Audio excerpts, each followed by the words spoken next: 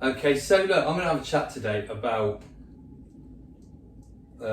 discipline and what it is that you need to do and the level of commitment you need if you're serious about getting fit, if you're serious about losing weight, if you're serious about getting strong, etc., etc. All right, yeah.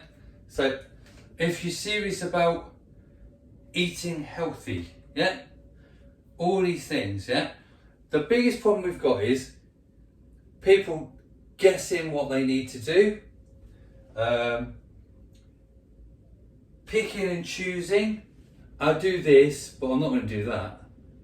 You know, and it all just gets a bit messy. And my job constantly is trying to explain to people what they need to do to get what they want, okay? And it can cross all fields of fitness, yeah? So the reality is that if you want to achieve, let's say, losing weight and getting strong, yeah? The harsh reality is you do need to count your calories. There's no faffing about, yeah? And oh, it's a chore. Yes, it is. Get over it, yeah? The fact is that until you educate yourself on what the food that you consume is doing to you and the values of that food, yeah, you're constantly guessing. You're eyeballing stuff and you're going, oh, this is fine, this is healthy and this is great and I'm not doing too bad, right? And chances are you probably are doing pretty bad, okay? Most people have no clue how many calories are in the food they're eating, how much fat's in the food they're eating, how many carbs are in the food they're eating, how much protein's in their diet. People don't know. They just guess because they've read online, for example, oh, peanut butter, that's full of protein. No, it's not. It's a load of fat that's got a bit of protein in, for example, yeah? Right? So you need to educate yourself, yeah? If you're serious about being healthy and you're serious about improving your lifestyle, your diet and all that stuff, yeah? You need to stop making excuses and learn about the food you're eating and understand what you're doing to your body, okay? Because you won't achieve the results you're looking for until you take responsibility for it, yeah? You need to educate yourself, yeah? So that's why we say you have to calorie count, yeah? Because 9 out of 10 people have no clue what it is they're eating, the value of that food and what it does, all right? They're just guessing, yeah? So the beauty of calorie counting is, yeah, it will tell you as you put things in and you log it and you list it and you add it all in, yeah, it will tell you, oh look, that's high protein, that's high fat, that's high carb, that's this has got lots of vitamin whatever in it, yeah? But until you see it in front of you and you realise, you know, oh, that this little mouthful is actually a quarter of a day's calories, yeah? Until you start seeing the reality of what your diet is doing to you, yeah? And accepting it and taking responsibility for it, yeah? And accepting the fact that you're probably trashing your body, yeah? You won't make the change, yeah? So that's why I always say to people, count some calories, do it for a good month or so. Most people are creatures of habit. They eat pretty similar diets year round, yeah? So if you can count your calories for, say, a good month, yeah? And be brutally honest about everything that you've eaten and drunk, you're going to see what you're doing to your body. You're going to understand the quality of your diet. And it's at that point that then you can question those choices and say, okay, maybe it's time to change things, maybe it's time to swap things, maybe it's time to cut back on some things, yeah? But everybody that succeeds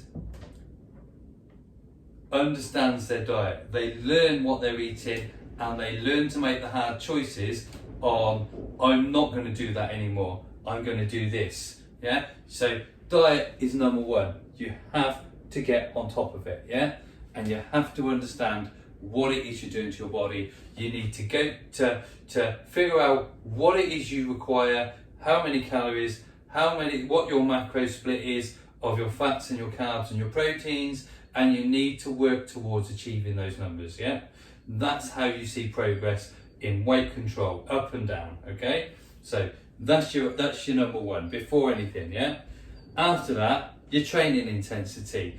Let's not be silly. Yeah, if you go out, let's say I'm going to get fit. Yeah, and I'm going to be a runner, and you go out and 3 times a week you go out and you run for 20 minutes. Yep. And you do that week in, week out. Yeah.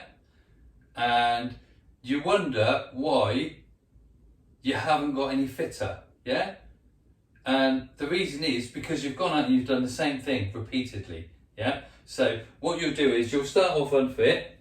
You'll get to a base level of fitness because your body will become accustomed to doing the same thing over and over again.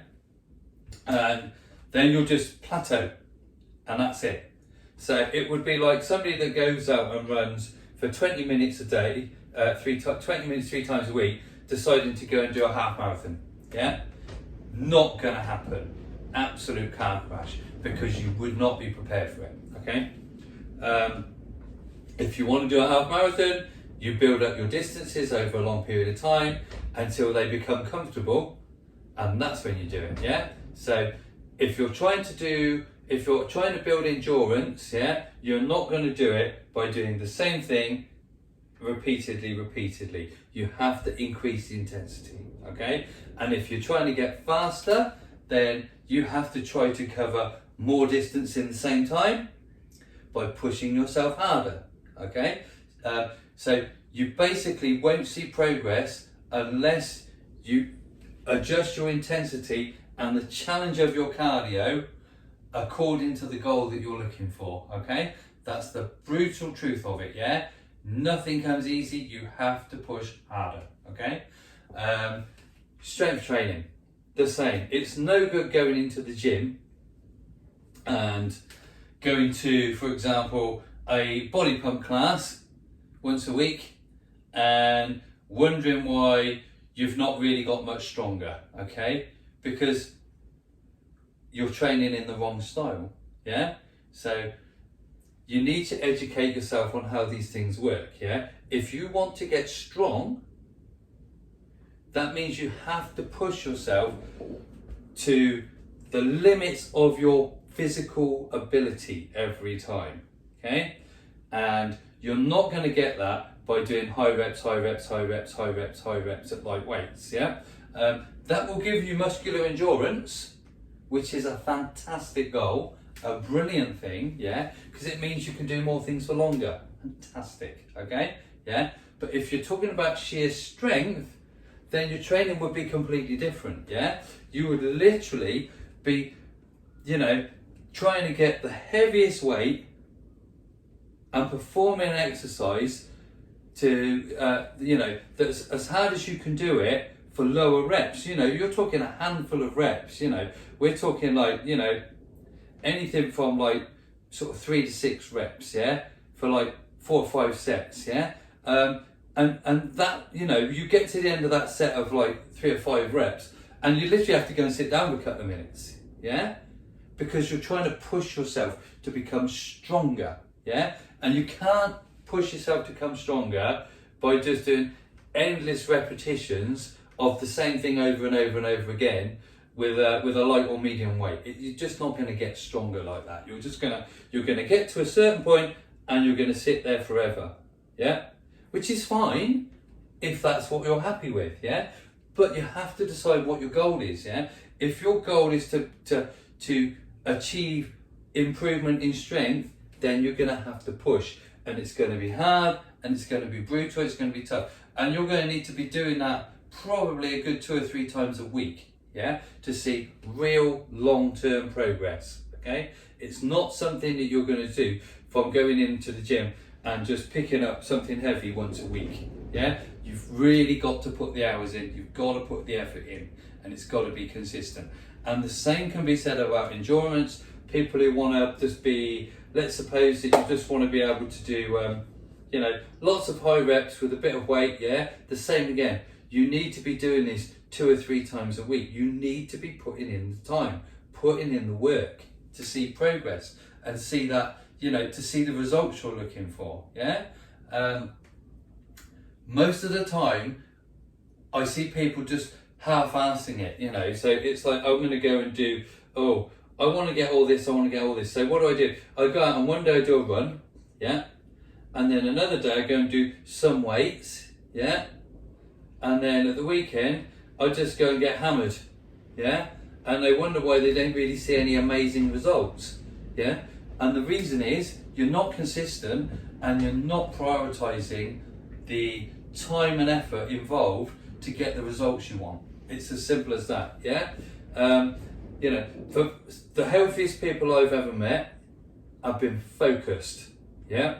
And these people, I'm not lying, they definitely train at least twice a week with weights. There's no messing about. And when they train, they push themselves, yeah? Their cardio, same again. These are people who probably do a good couple of hours, if not more, of cardio a week, They might run regularly, they might go and do a gym class regularly, they may even log on to YouTube and find an old HIIT session or something and bang that out, which is great, yeah? Because you need to move as well. Cardio is an important thing in most people's health progress that they don't focus on. The reality is, guidelines are saying that you should do 150 minutes, so 2.5 hours a week of regular cardio exercise. And that could be anything from a decent intensity fast walk, jogging, cycling, like I say, dance classes, anything like that, cardio-y sort of stuff, could be people who go out and play a couple of games of football a week, that will give you your time, those kind of stuff. But yeah, regular exercise cardio for your health, fitness, for your heart and lungs, yeah, fantastic, lots of great advantages to doing it. You need to do it though, we need to get out there. I'll be guilty, I'll admit to being guilty. The last couple of years, my cardio fell through the floor. It's been shocking, yeah? And I give myself a good old slap and said, look, get your ass in gear and get back on it. And now I'm determined to get at least 3 to 5 hours a week of cardio because I want to be fit again, yeah? And it means that I have to squeeze it into the gaps between people, between my clients, or if I've got a day off, I can make sure I get out and do something. And you have to push yourself to do it. Even on the days you don't want to do it, you have to do it because you don't get results by crying off or making excuses or saying, oh well, I've got plans this weekend. Tough. If you've got plans this weekend, work harder in the week. But if you lose focus and you don't stay disciplined and you don't push yourself, you won't get results and you'll probably backslide, yeah? You need to work hard and you need to be consistent. And this cuts across everything you do. It's no different than anything else in life. If you want to achieve, you've got to put in the time, you've got to put in the focus, you've got to work for it, yeah? And the same is for health and safety. Health and fitness. Yeah. So you've got to work hard, be disciplined, be structured, hold yourself accountable, count your calories, educate yourself. Yeah. Make sure in the gym you are pushing yourself. You're making sure that when you come out of that session, you have done some good hard work. Yeah. Not just walking out like going into the gym, say for example, with a full face of makeup, for example, and coming out untouched. I think we can pretty much say that anybody that goes in the gym with makeup on ain't working very hard, yeah? Right? So, you've got to push yourself. You've got to be sweaty. You've got to make grunty noises. You've got to get in there, get dirty and do that work, yeah? You want a result, earn it. Be structured, be strict, be disciplined. There you go. Harsh truth. crack on. See you later.